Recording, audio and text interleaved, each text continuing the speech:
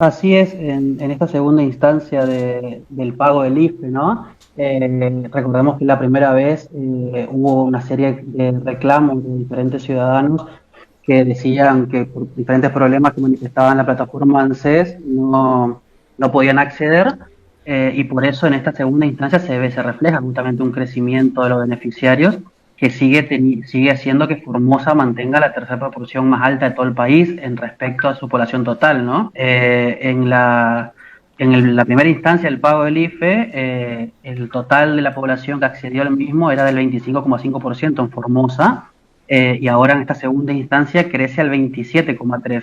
El crecimiento que tuvo la provincia de Formosa en este punto, ¿no? Porcentualmente respecto a su población, es similar a cómo crecieron las otras provincias. Por eso, en el posicionamiento del ranking que nosotros armamos, se mantuvo todo igual, ¿no? Chaco se mantiene primero, creciendo del 26,8 al 29,1. Santiago del Estero se mantiene segundo del 26,3 pasando al 28,9, ¿no?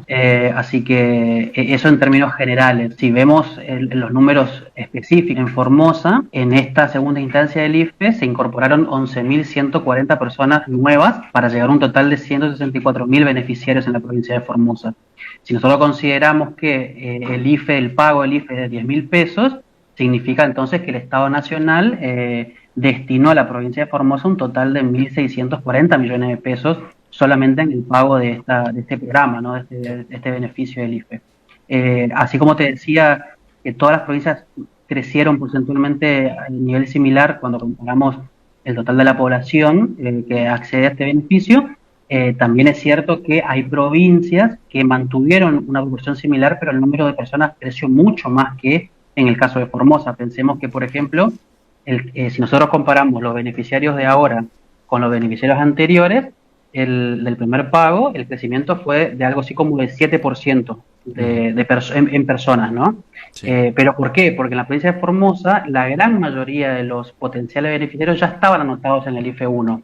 Y en el caso del IFE 2 había más que nada personas que quedaron afuera por cuestiones formales de la página de ANSES, de los requisitos que pedían, o alguna persona que no se anotó directamente. Claro. En otras provincias, como en la ciudad de Buenos Aires, por ejemplo, o en la provincia de Buenos Aires, había ya una cuestión de requisitos que se fue de alguna manera flexibilizando para esta segunda instancia, y por eso, por ejemplo, la ciudad de Buenos Aires creció el número de beneficiarios en un 20%, Ujú. más o menos en 60.000 personas.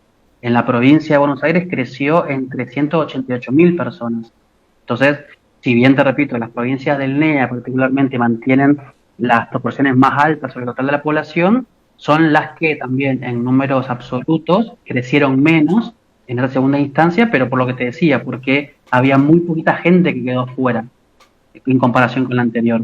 Claro. Y otro dato que nosotros pusimos en el informe es que, así como decimos que el 27,3% de la población total formoseña accede a esta segunda instancia del IFE, siendo la tercera provincia con la mayor proporción en todo el país, si nosotros hacemos una discriminación si en lugar de calcular sobre el total de la población, hacemos un cálculo proyectado únicamente sobre la población que es destinataria a este programa, es decir, la población que tiene entre 18 y 64 años, ese número en Formosa asciende al 49,6. Es decir, que en la provincia de Formosa, una de cada dos personas que está en esta franja de edad, de 18 a 64 años, que es la franja de edad activa, ¿no? En la Claro. que se supone que es la que está en capacidad en edad para trabajar, casi una de cada dos personas de Formosa recibe este beneficio. Dentro de la provincia del NEA es la provincia con la segunda proporción más alta, únicamente detrás de Chaco. El Chaco asciende el número al 51,4% de esta franja etaria. Claro, En justo. Misiones y en Corrientes está un poquito más abajo. Exactamente, el caso formoseño tiene particularidades muy propias, sobre todo la región del NEA en general, ¿no? Ujú. Por un lado, una cuestión muy fundamental tiene que ver con los niveles de desempleo, y en segundo lugar con los niveles de informalidad laboral. Pensemos que si yo tengo trabajo y estoy cobrando, supongamos, 20.000 pesos al mes, pero Sí. ese trabajo es en negro, cuando uno accede al sistema ANSES para poder inscribirse y demás, yo figuro como un desocupado, Claro. ¿no? Claro. Entonces, me permite acceder a ese beneficio. Pero en segundo lugar, también lo que muestra la problemática, que también es propia de las provincias del NEA, tiene que ver con los niveles de actividad laborales. Pensemos que Formosa, según los últimos datos del INDEC, que fueron, que corresponden, mejor dicho, al cuarto trimestre del 2019, o sea, diciembre del 2019, el aglomerado de Formosa, no la provincia, sino el aglomerado urbano, es el aglomerado con el menor nivel de actividad laboral del país. ¿Qué significa esto? Que es el aglomerado donde hay muchas más personas que no solamente no tienen empleo, sino que ni siquiera lo están buscando.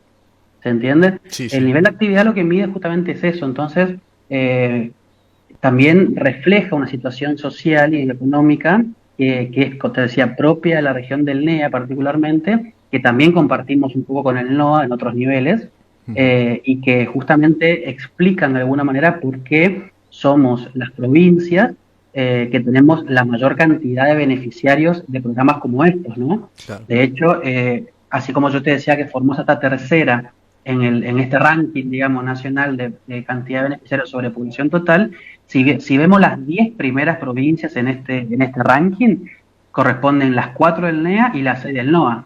Entonces, justamente las 10 primeras provincias con mayor cantidad de gente que accede al IFE son las del norte argentino.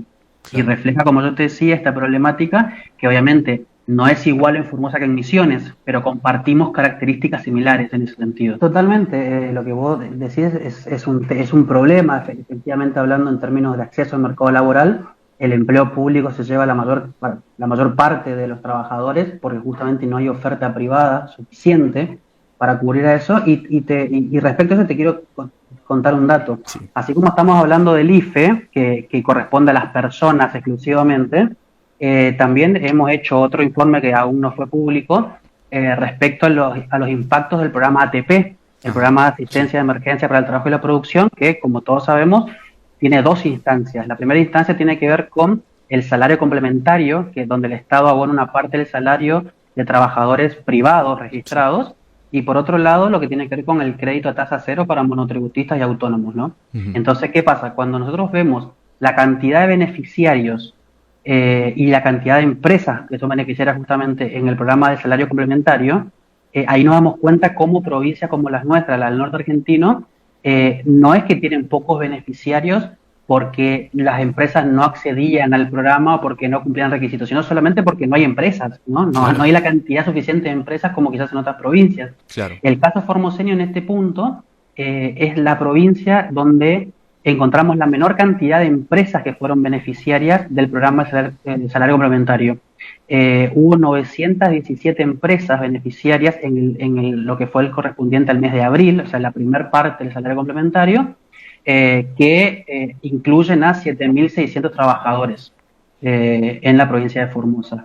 Para ello se destinó un total de 143 millones de pesos, que fue lo que se pagó, que el Estado pagó como parte de los sueldos, pero te decía, es la provincia con la menor cantidad de empresas beneficiadas. De hecho, es la única provincia que está por debajo de las 1.000 empresas beneficiarias.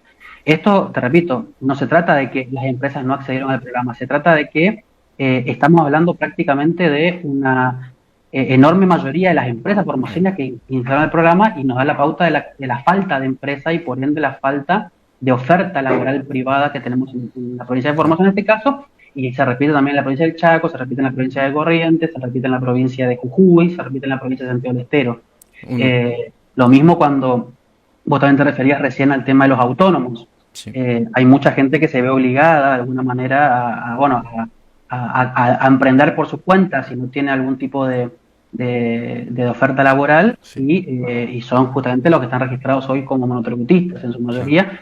Que ojo, también consideremos que un dato importante en este punto, el Estado, provincial, nacional y municipal, también emplea gente bajo la modalidad de Sí. monotributo. El Estado es también uno de los que sostiene de alguna manera este tipo de sistema, porque no pueden o no tienen la capacidad de incluirlos como personal de Claro. planta por una Claro. cuestión de costos, ¿no? Con una cuestión también muy, muy fuerte de la precarización Sí. laboral.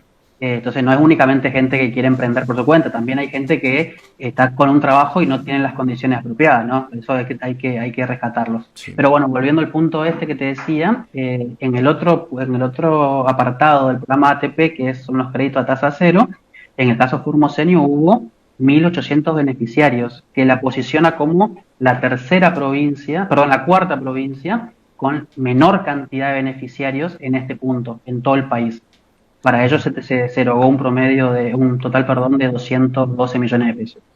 Entonces, cuando hacemos el cruzamiento de todos estos datos, ¿no? De lo que es crédito a tasa cero, salario complementario e IFE, ahí nos damos cuenta justamente la dimensión de la problemática social que tenemos en la región y en la provincia de Formosa particularmente, porque si bien por un lado rescatamos la respuesta del Estado, porque hay que ser sincero, por más que consideremos que es insuficiente o el criterio que cada uno pueda tener con esto, es una asistencia del Estado que en estos momentos es indispensable y que por suerte mucha gente accede como para poder sostener por lo menos un mínimo de consumo necesario para las familias, pero por otro lado nos está de alguna manera desnudando esta situación que hace tiempo la venimos planteando, por supuesto, es un tema conocido ya hace años de lo que tiene que ver con el retroceso del norte argentino, y que, bueno, te repito, queda de alguna manera plasmada a través de la situación esta, justamente con todos estos programas que se aplican y con los resultados que vemos. Sí, totalmente. Y el problema con la inflación en el NEA tiene una particularidad. Según las últimas mediciones del Estado Nacional, del INDEC particularmente, cuando mide lo que es el gasto de los hogares por región, vemos que en la región del NEA cerca del 40% de los ingresos de un hogar se destinan únicamente a la compra de alimentos, a diferencia de regiones como la Patagonia, como Cuyo, por ejemplo, que ronda más o menos el 25%. ¿Qué quiere decir esto? Cuanto vos más dinero, mayor parte de tus ingresos destinados a la compra de alimentos, significa que tenés menor margen para el resto de tu vida, claro, ¿no? Entonces, eso significa que estamos hablando de hogares con menores niveles de ingreso. Entonces, en el NEA tenemos esta particularidad. ¿Qué pasa? A eso le sumamos de que tenemos la inflación a nivel general más alta de lo que va del 2020, pero incluso la inflación en el sector de alimentos es la más alta del país en lo que va del año. Llegamos en lo que es el acumulado enero-mayo del 2020, lo que tiene que ver con alimentos, lleva un acumulado de 17,9% en el año. Es decir, casi un poquito más de 6 puntos por encima del nivel general de inflación. Entonces, esto viene a complicar todo el escenario que estábamos mencionando antes, porque si nosotros gastamos más en alimentos y los alimentos son los que más crecen en todo el país, entonces estamos llegando a un punto en el cual, sin duda, una enorme cantidad de familias destinan prácticamente todos sus ingresos a los alimentos, ¿no? Sí. Si lo comparamos, depende al nivel de ingresos justamente de los hogares. Es una situación muy problemática. En mayo, el crecimiento de alimentos en particular, cuando medimos la inflación, se detuvo bastante, fue bastante más baja de lo que habíamos observado en abril y en marzo. Y seguramente en junio va a ser algo muy parecido, pero tiene que ver un poco por la dinámica de la demanda, por la situación que estamos atravesando de parálisis, de cuarentena y demás. Nosotros definimos a la situación esta como una situación de suba de precios contenida. Hay un montón de factores que, bueno, quizás son más meritorios de otra charla, sí, pero hay varios factores que son los que están haciendo que la inflación esté contenida, ¿no?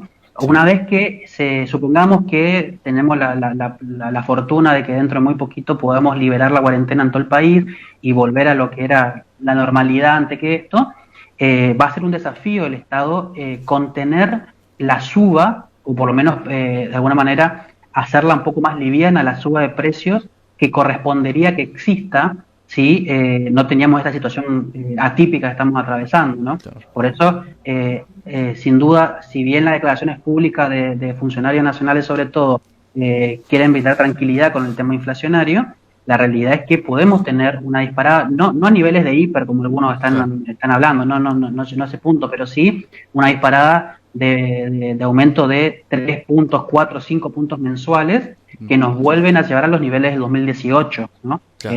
Que terminamos el año con casi 60 puntos de inflación. Eso es lo que se quiere evitar.